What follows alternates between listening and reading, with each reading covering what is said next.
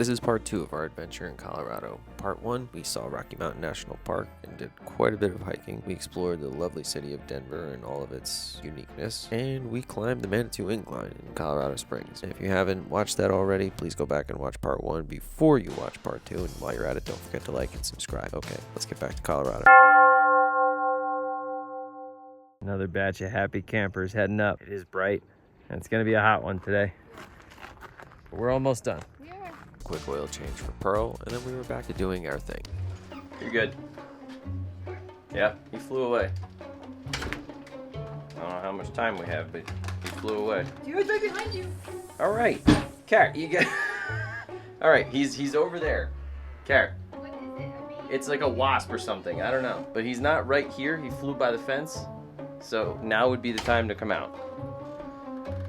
Are you good? Not really, no. There's a lot of bugs on this property. Flying over by my bike now, I see him. Okay. Did you lock it? I guess I gotta lock the door now. We spent our last afternoon in Colorado Springs exploring some of the downtown area with its many shops. We love a good bookstore, by the way, and being puzzled by the Humpty Dumpty looking statues that seem to be all over some building. We couldn't quite figure that one out. So we decided to stop back at the house and have something to eat. Now we're walking. You ever do that thing where when you notice big houses in a particular area, you start wanting to just like stop and look at them? I feel like you only do that if you definitely didn't grow up in a big house, and neither of us did. We're kind of flabbergasted that those big houses are right around the corner from us, and we had no idea. Now I kind of want to look up how much they're worth. Freaking A. Your friends are back? Karen's jumping friends. Why are they here? Crickets belong on the ground, they don't belong in the air. It is a little unnerving when you see them, how high they can jump too. Yes, They jump fucking high. It's crazy. So that might be a reason not to move to Colorado. We'll see about that. One last stop at the neighborhood brewery before heading to our next destination, where this sign makes much more sense.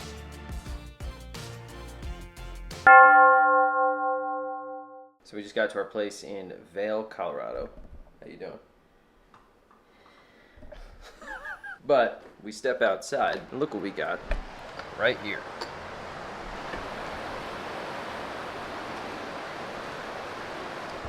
So that means one thing.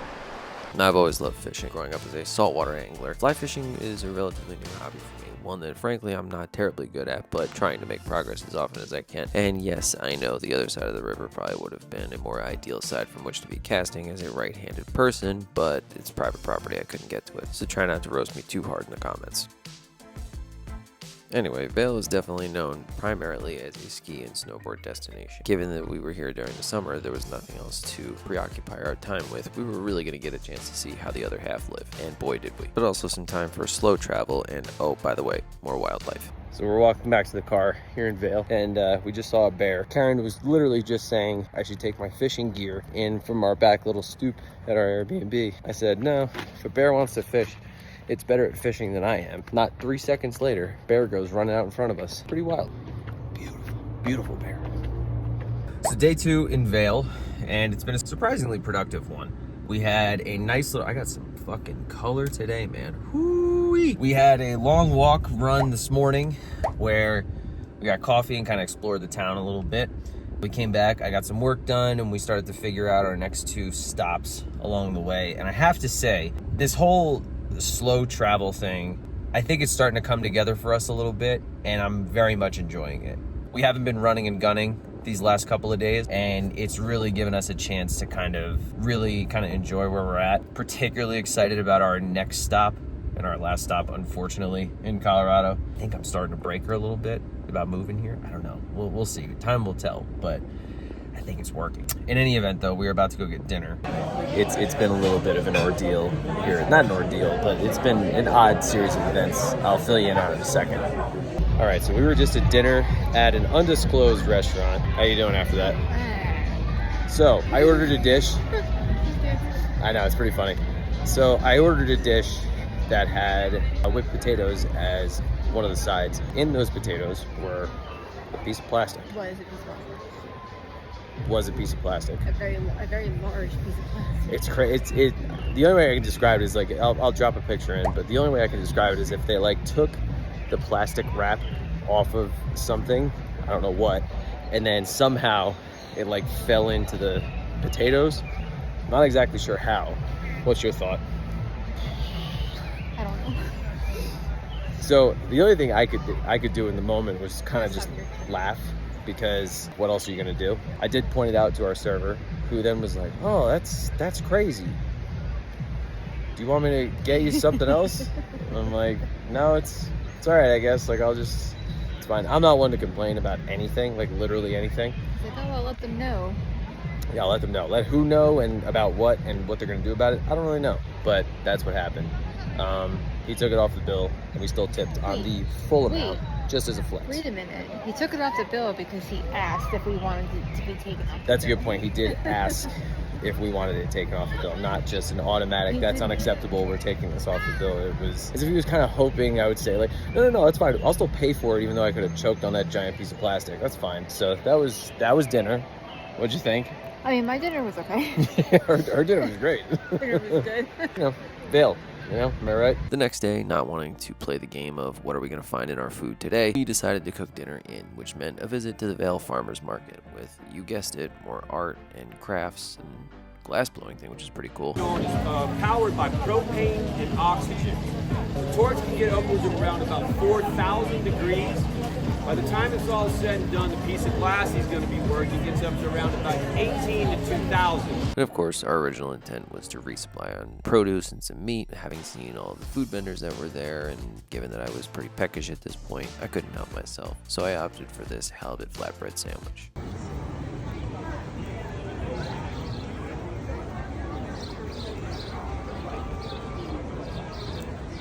Well, that was delicious. Now we gotta get you something to eat. No, I'm having chicken. Well, that's the second market that we've just kind of stumbled upon at our time in Colorado. Yeah. And we got a nice was a very little grocery haul here. Yeah. No need to go to the grocery store today. Got some produce, got some meat, Fresh meat. got sweets because we can't help ourselves with that. We actually restrained. Yeah, we did restrain actually quite a bit. I almost got that jar of cookies. Yeah, I know. Literally, probably almost. Probably should have, but it's better that we don't didn't. need it. It's better that we didn't, but we should have. Yeah, we should have. So what was your comment about the attire you see around Vail? Between the sweaters around the necks and the pop collars, it's a little... It's a little much. We got some coming up right now. Like literally as you're saying that. This is crazy to me. People just don't they either don't care, they don't realize to each their own. Everyone has their own style, so we're not putting people down with what they're wearing. It's fine. And people... Tie it around your waist. Well, it's fucking 80 degrees out. Why do you have a sweater? Exactly. That's the good Why point. do you have a sweater? Yeah, You don't need it. That's It's exactly. purely for the look. Yeah, absolutely. Purely for the look. And it's crazy. You sweat looking at it. Yeah, we were inside getting ready to get my stuff in the car to go check out this fishing spot, and all of a sudden we started seeing the grill, the cover for the grill, start to move. I looked out that window right there, and he's just coming out from underneath the grill cover. He walked underneath my fly rod. I don't know if you could see the end of this. That's some of his fur right there. And then he limped his way around this little fence here. He hobbled across the road and went down the other side of the creek. Oh man, his leg was so bad. I hate to see that. He moved the fucking propane. I mean, he's starving. He's looking for food, clearly. I mean, he's injured and he looked malnourished, but god damn, that poor thing, man. It's brutal out there. Brutal. Now, we were just having a conversation about bears not 5 minutes ago, right? Yes, because you're going fishing, and I said if there's nowhere to sit with my chair around there, that I would stay at the house, but I wasn't going to sit outside because can't see around the bend in case a bear comes down the steps. And you said, I don't think there'll be a bear out now. But if we're sitting in the woods now when you're fishing, there could be more bears. Well, we have bear spray. We're going to bring that. Yeah, we are going to bring it. In case you were wondering, this little brookie is all I have to show for my fishing that afternoon. Well, good morning. Our last morning in Vail. How are you doing? Good. Good. Mm-hmm. How did you feel about Vail? I mean, I don't know. I don't want to insult anybody. Just say it. It was, I don't know, it was fine. It was nice for the amount of time that we were here. A little expensive for my taste. It's a little bougie, which is nothing new. Embracing more of the slow travel kind of life. And we've talked about it before, but being okay with sacrificing certain things that maybe we would have otherwise tried to cram in to a stop. I did a little fishing yesterday. This week we are heading out to Western Colorado to wrap up our time in this wonderful state. Yeah, so there's a fruit and wine byway that we're staying on out in Palisade. And we're going to be doing some exploring as we kind of descend in altitude now. But we have one more stop on our way. Well, not really on our way out there. We're making kind of a detour before we start heading out there to one of the highest altitude towns in the U.S.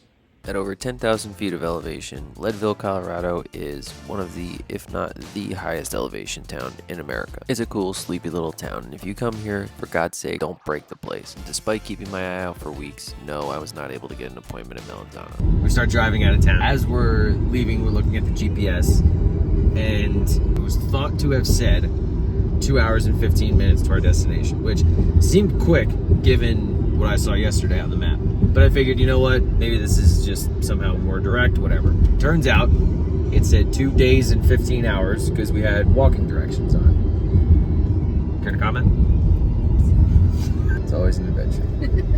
I wanted to bring up another point about our whole slow travel, the benefits of it. So, specifically as it pertained to our time in Vail. We got in Friday evening and we had planned on cooking dinner at the Airbnb, and that's a really nice house. These are some nice houses over here. Yeah, that one up there. Shite. Imagine that. Shit, man. That's a nice little carriage house. Oh, they got a pamphlet. I can go grab Hold, please. I gotta go grab a real estate fucking pamphlet.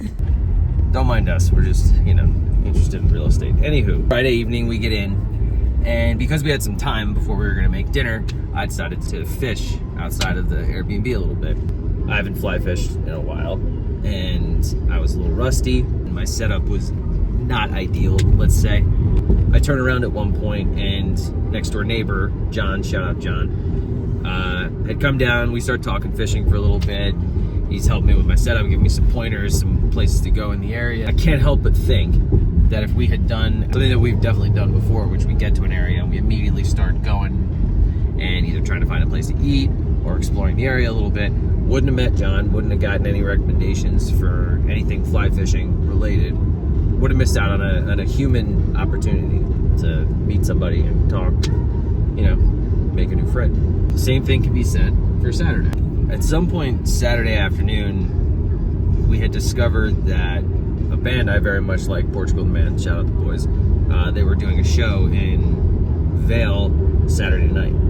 My immediate reaction was to get tickets and go. Problem is we didn't have a plan for dinner at that point. It was late in the day and we were trying to figure out what we were going to do the next day, and it was uncertain, so we ended up nixing that, going to dinner. Later that evening, we ended up making friends with a gentleman at the bar who gave us a whole bunch of recommendations for one of our future stops. We were talking all things Colorado. We were telling him about our trip and everything going on. He was so excited for us, and it was really sweet. Again, another human moment that we would have missed out on had we just opted to get something to eat quick and go to the show. Yeah. Which again, it would have been fun. It's not that love Portugal Man, but at the end of the day, this was an unexpected human moment that we just got. We haven't really had as many of those, I don't think, on this adventure. And we met that other couple too that was next to him. We were talking with them too. Another Colorado couple who we were telling about the trip. He was Eric. Eric, yeah, shout out to Eric. It was great, yeah, and it was very nice, very supportive of our trip. Said he's gonna follow along. I don't know if he actually will, probably not. But it was nice that he took such an interest in our trip and was asking questions and telling us about his life and everything he's done, and it was really nice. And nice to make a new friend. He gave me a high five when he asked. I forget how it came up. You did the thing you do and just mentioned that we have an age difference. And he asked how old or something. You said you were 45, and then he was like, "No, you're not." And then you were like, "He's 32," and then he gave you a high five. Shout out to Eric. And then Eric proceeded to tell us that was nothing because earlier this year he tried to date a guy who was 30 years younger than him. And I was like, that's a pretty big difference. But so if there is another bigger picture case, I think, to be made for slower travel, other than just like reducing the amount of stress that you're putting on yourself, it also opens up opportunities, I think, for more human interaction and human moments, because you're not just, you know, running and gunning so much. Agree. Thoughts? No, I agree. I wish our dinner was better, but besides from that. Yeah, I wish our dinner was better too, but you know, can't win them all. Karen's dinner was good.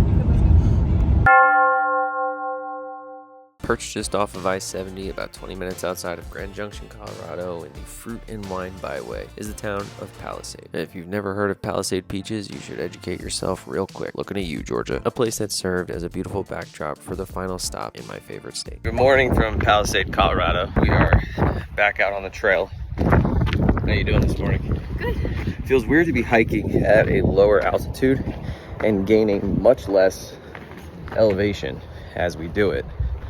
I almost feel like a superhero with that lung capacity. Hi, how you doing? No shortage of ants. See a lot of ants today, right? Went from flying crickets to pinchy bugs and ants. So we're also trying to prepare ourselves for the next like 2 weeks of hiking. It's going to be in pretty hot weather, despite the fact that our plan is to get to different trails pretty early. We're still going to be hiking in heat. Yeah. It's going to be in the 90s here all week. So we were just talking about how yesterday we were, you know, leaving Vail. We stopped in Leadville, 8, 9, 10,000 plus feet above sea level. You know, you look off in Leadville and there's snow-capped mountains. And then 2 hours later down I-70, much lower altitude. We're looking at, what, just under 5,000 feet above sea level. We're kind of like in the high desert country, as you can see with the mesas around me. But then you look off into the valley that we're staying in here, and you can see why it's called the Fruit and Wine Byway. It's all green. It's just green as far as we can see right here. But it's crazy to think like just how diverse the landscape is, just, you know, 2.5 hours away. The mesas in this area provide a beautifully rugged backdrop for the ample farmland that takes up most of this region. Though most famous for peaches, this area is known for produce of all sorts. And given that this is the Fruit and Wine Byway, and we are wine people, you know what's coming next.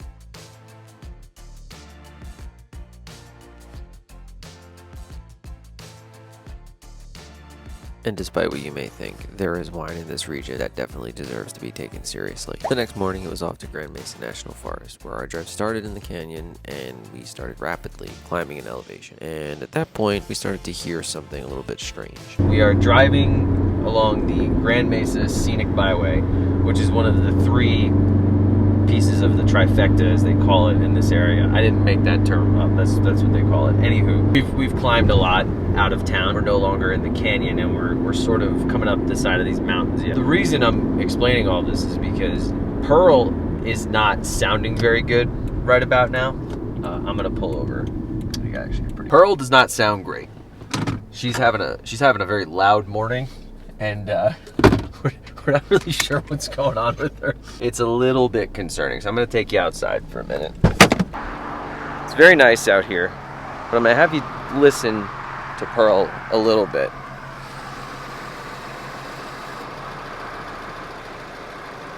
Doesn't sound fantastic. She was like kicking back before. It's making us a little bit nervous right now. I didn't think she would die at this point. I don't think she's going to. I can't be absolutely certain about that. We have a contingency plan, but it basically involves ending the US leg of the trip, and I don't really want to do that. So I guess let's hope for the best with Pearl. And here's to hoping that a hike to some alpine lakes would take our mind off of what we were hoping would not be trip-ending car troubles. So we are at the Lost Lake in the Grand Mesa National Forest.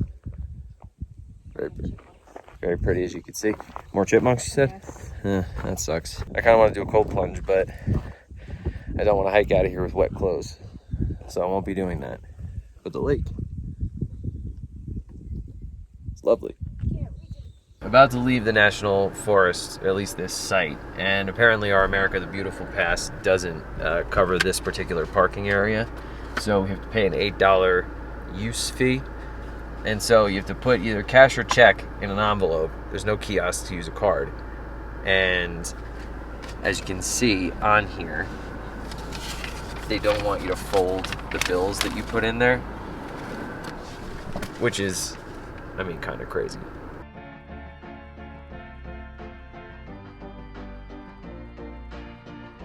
Good morning. It is our last day in Palisade, Colorado.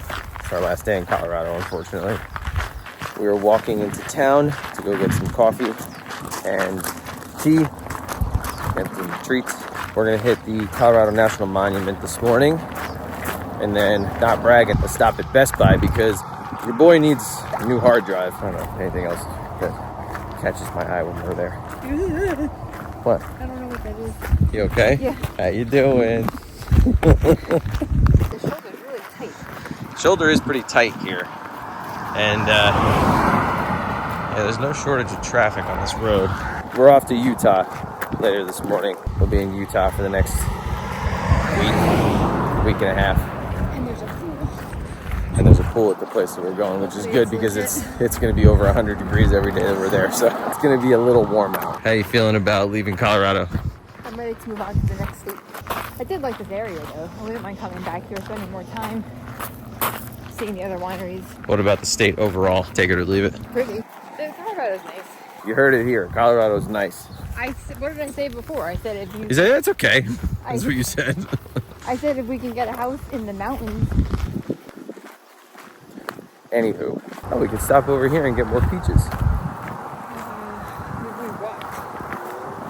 Right, but we're right there. I know. Palisade's main street is about as idyllic as a small farming town's main street can possibly be. And yes, the treats were delicious. And we left Palisade and headed off to a place where our America the Beautiful past actually did gain us entry. The Colorado National Monument, a place with deep cultural ties to native people, eagles, and bighorn sheep, neither of which we saw by the way, and a series of twisting canyons that provide yet another stunning example of the diverse landscape that Colorado has to offer. As much as I like it here, I don't think Pearl does.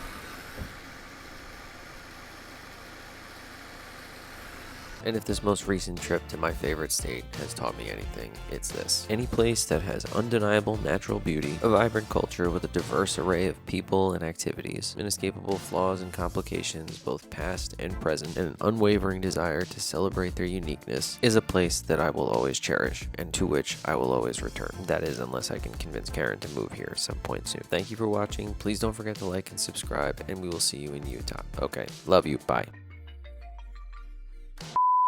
Oh, what's the matter, Karen? Your buddy came to say hi to you. There he is. Hey, bud. How you doing? Did you come to say hi to Karen? Oh my god, out of nowhere. Where the heck did it come from? Hey, bud.